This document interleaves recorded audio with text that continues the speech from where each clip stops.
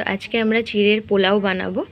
অনেকে অনেক রকমভাবে চিড়ের পোলাও বানায়, আমরা এইভাবেই বানাই। আর শীতের দিন ঘরে কিন্তু কম বেশি সবজি থাকে, তো এই সব কিছু দিয়ে কিন্তু খুব সুন্দর একটা চিড়ের পোলাও তৈরি হয়ে যায়, যেটা টিফিনে কিন্তু খেতে খুবই ভালো লাগে। তো অবশ্যই আমি যেভাবে বানাচ্ছি সেভাবে আপনারা যদি মনে করেন একবার বানিয়ে টিফিনে খেয়ে দেখবেন, খুবই ভালো হয়। তো এখানে লম্বা লম্বা করে গাজর কেটে নিয়েছি, আলু, পেঁয়াজ, টমেটো, মটরশুঁটি, আর এখানে নিয়েছি চীনাবাদাম, কাজু বাদাম, কিশমিশ, আর এখানে নিয়েছি কারি পাতা। এবার আমরা তেল দিয়ে দিয়েছি, সাদা তেল। এবার মা দিয়ে দেবে এর মধ্যে শুকনো লঙ্কা, একটু বেশি করে দিয়েছি। আর এবার দিয়ে দেবো কারি পাতা, আর তারপরে দিয়ে দেবো পেঁয়াজ কুচি। এটাই আমরা ফোড়নে দিচ্ছি। এবার আমরা দিয়ে দেবো পেঁয়াজ।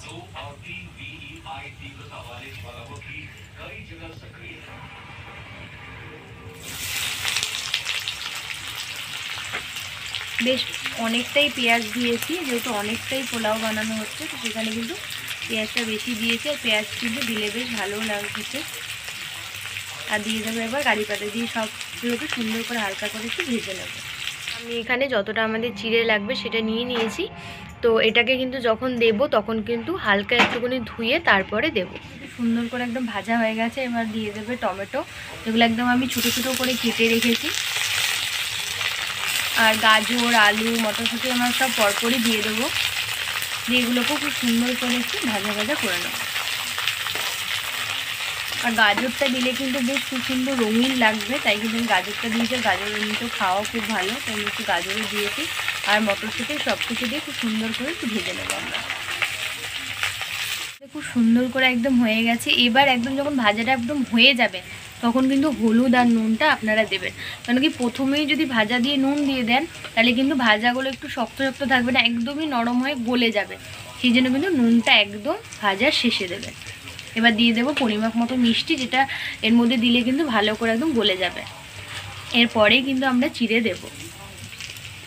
আর পোলাও যেহেতু সেখানে কিন্তু একটু মিষ্টি মিষ্টি করে, এখানে কিশমিশ আর কাজু এগুলোকে আমরা হালকা একটু সাদা তেল দিয়ে ভেজে নিয়েছি। আর এই চীনাবাদামটাকে শুকনো কলায় ভেজে ছালটা ছাড়িয়ে নিয়েছি, দুভাগে ভাগ করে নিয়েছি। এবার আমরা ওগুলো সব সুন্দর করে একদম মিশে গেছে। এবার মা বাটির মধ্যে যে চিড়েটা নেওয়া হয়েছিল তার মধ্যে কিন্তু জল দিয়ে দিয়েছে। আর এমন স্টেজে জলটা দেবেন যে জল থেকে দিয়েই কিন্তু সঙ্গে সঙ্গে একদম ছেঁকে ভাজাটার মধ্যে দিয়ে দিতে হবে। আর যদি মনে করেন আগেই ধুয়ে ছেঁকে রেখে দেবেন সেটাও করতে পারেন, বা এরকমভাবেও করতে পারেন। চিড়েটা কিন্তু খুব বেশি ভিজিয়ে গলিয়ে ফেলা যাবে না। তো এবার এটা দিয়ে মা কিন্তু হালকা নাড়াচাড়া করে নেবে। এখন কালারটা কিন্তু কত সুন্দর এসছে, হালকা হালকা অরেঞ্জ অরেঞ্জ, তারপরে মটরশুঁটির জন্য ভীষণ সবুজ সবুজ লাগছে। আর দিয়ে দেবো কাজু, কিশমিশ, আর যে বাদামগুলো আমরা সব ভেজে রেখেছি সেগুলো সব এর মধ্যে দিয়ে দেবো। আর দিয়ে দেবো বেশি করে একটু ঘি। ঘিটাই কিন্তু খুব ভালো লাগে এবং গন্ধটাও খুব ভালো লাগে। আমরা বেশ অনেকটাই কিন্তু ঘি দেবো এর মধ্যে। তো এইভাবে অবশ্যই কিন্তু আপনারা একবার বানাবেন। তো 1 চামচ ভরে মা একদম ঘি দিয়েছে। এইভাবে কিন্তু খুবই ভালো লাগে। এটাকে আর একটুখানি আমরা নাড়াচাড়া করে নেব। দেখুন পোলাওটা কত সুন্দর একদম ঝুরঝুরে হয়েছে, এমন না যে একদম ভেঙে গেছে, চ্যাটচ্যাটে হয়েছে, না একদম ঝুরঝুরে হয়েছে। দেখুন আমাদের কিন্তু পোলাও একদম রেডি হয়ে গেছে। কত সুন্দর একদম কালারফুল হয়েছে, আর দেখতে আর গন্ধে কিন্তু খুবই ভালো হয়েছে এবং খেতে টেস্টটাও খুবই ভালো হয়। তো অবশ্যই এইভাবে কিন্তু আপনারা একদিন সকালের টিফিনে এইভাবে চিড়ের পোলাও বানিয়ে খেয়ে দেখবেন আপনাদের কীরকম লেগেছে।